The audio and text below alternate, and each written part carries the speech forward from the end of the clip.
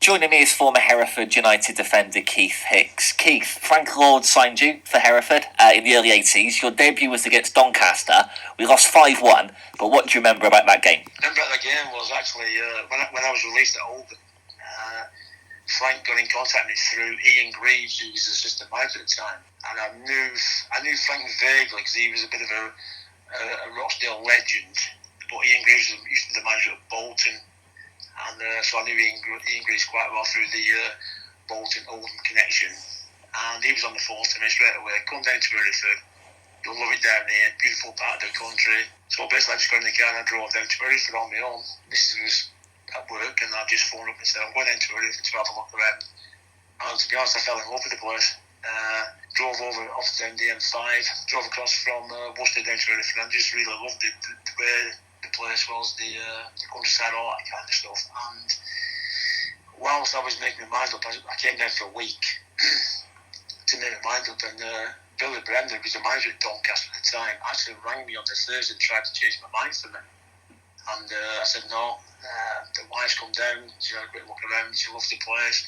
I love the place, I know Ian Greaves, I know Frank Lloyd, so basically I'm going to sign for Hereford. And on the Sunday we got beat 5-1, as you said, and after the game I actually bumped into Billy Bremner and said, I bet you're glad you didn't sign me now, aren't you? I don't even think he knew who I was at the time, but yeah, that's my first ever game, 5-1 defeat, and I thought, where have I come to now? But to be fair, everything turned out so, in the end I played over 200 games and I really loved myself down there. What are your memories of the Arsenal FA Cup games in 1985?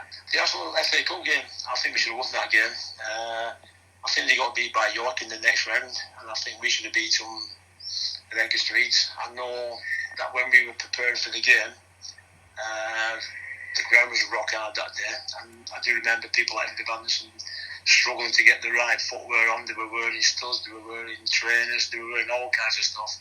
And I think we had a psychological advantage over them right from the off, and we should have scored in the last minute. I think if you watch the game on TV, I got a little flick on the near post from I think it was crossed by Jimmy Harvey.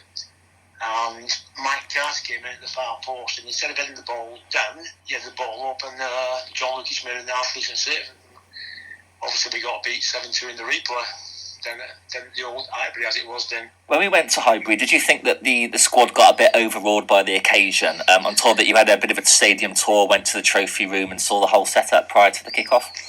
Well, I didn't do that because I just hadn't around the game. I don't even can't remember that far back, to be fair, but I was just concentrating on the game. But if you look at the front three, which was Paul Manor up front with Tony Woodcock alongside him, and Charlie Nichols playing in that little hole behind, it was an awesome front three, to be honest. And like I said, we had our chance down Edgar Street, and we should have won it really for me. But that's life, and we enjoyed the experience.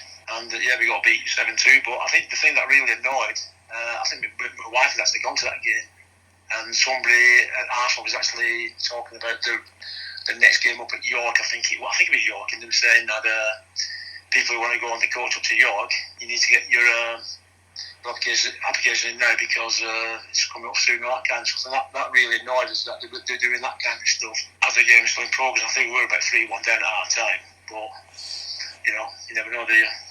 A lot of Hereford supporters were devastated when you were released later on that season. I heard you took the news quite badly. What was the circumstances around the departure? Well, the circumstances around the departure was that I actually spoke to John. I mean, John's a really nice guy, John Newman.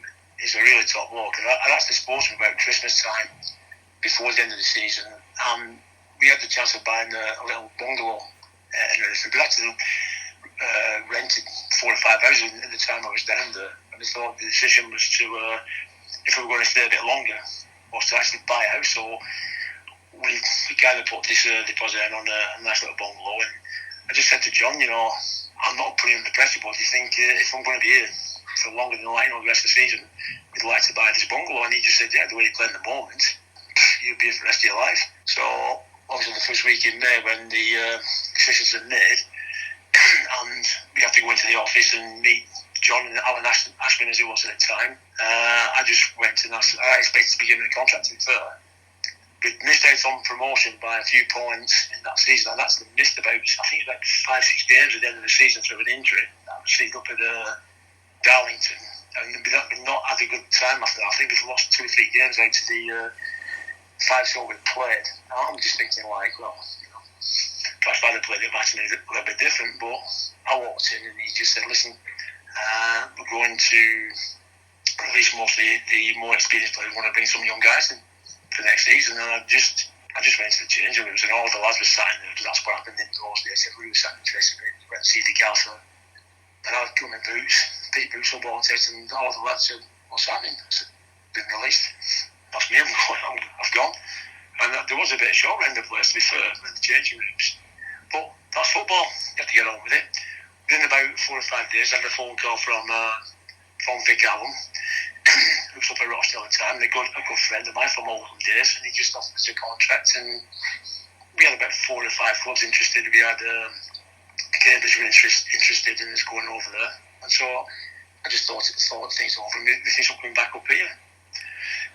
But within a year of signing at Rochdale, the first game of the second season I was up at Rochdale, I had an injury that basically finished my career. And if I'd known then what I know now, I would have stayed in Hereford and probably played part-time, somewhere and just stayed down there for the rest of my life. But yeah, we celebrated 30 years of the Community Sport Trust in October last year, and I've been here more or less all of that time. So yeah, I'm still working. We still do a lot of stuff, obviously, that Hereford United would do on the community side of it. We work with kids as young as like 4 or 5. We work with the senior citizens, do walking football. We work with people with disabilities.